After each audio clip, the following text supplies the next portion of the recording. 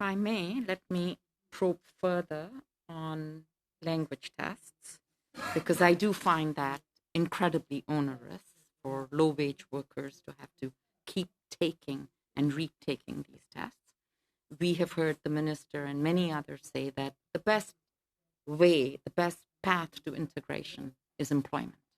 Now, if these workers are employed, can we not make an assumption that by virtue of being employed, they are furthering their integration? Would you like to see subsequent language tests abolished or made optional under circumstances? I think for those, especially who have been made to submit language tests in the past, if they've already gone through that gatekeeping, Mhm. there should be some leniency when Okay. crafting new programs for them to transition in the two-step immigration process from a temporary resident to a permanent resident.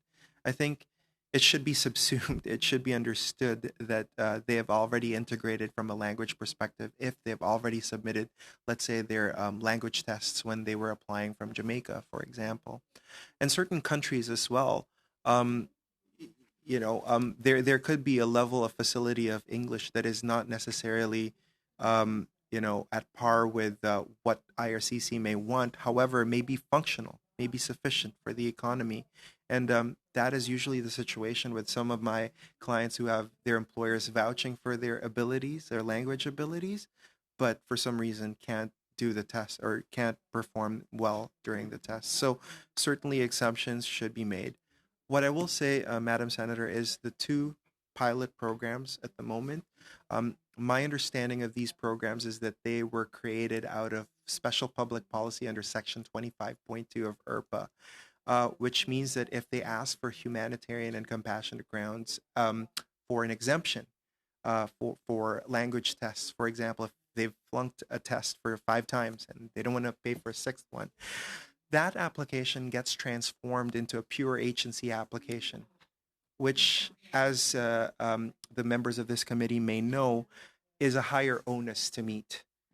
If you're dealing with the full agency application, you're doing all sorts of analysis, including undue hardship if you're only dealing with adults and whatnot. So perhaps these public policies, something has to be said about these public policies being crafted under Section 25.2 and their recourse to Section 25 for humanitarian and compassionate grounds exceptions. Because if this were a PGP or a parent-grandparent application, you have agency recourses, even if you belong to that particular program alone.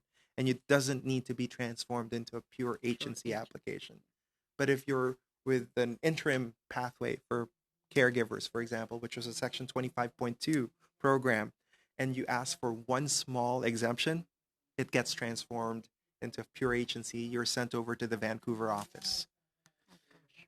Uh, my understanding from the evidence is that farmers and cooks are the sector that are in the highest demand for temporary foreign worker positions, and their employers are farmers and restaurants. But farmers and cooks do not qualify for settlement services because they are temporary foreign workers. And yet, we know that they fall into moments in their stay in Canada where they need advice, they need counseling. Would you like to see the settlement sector better supported, or would you like to see the eligibility for settlement services by temporary foreign workers? I would like to say both. To expand the eligibility and to put more resources to these settlement organizations. One thing I will also add, Madam Senator, is what we've also seen. This is verified by my sources in Northern Ontario, for example, is that there is now an oversubscription by international students and their families for social services because they would access food banks and whatnot. So there is definitely a need for more resources for people coming in. And I think a communication of a line of dialogue for the federal government and the municipalities is certainly an opportunity that is waiting to be taken advantage of. So you'd like to see settlement funding and eligibility extended to temporary foreign workers and international students. Absolutely. Okay.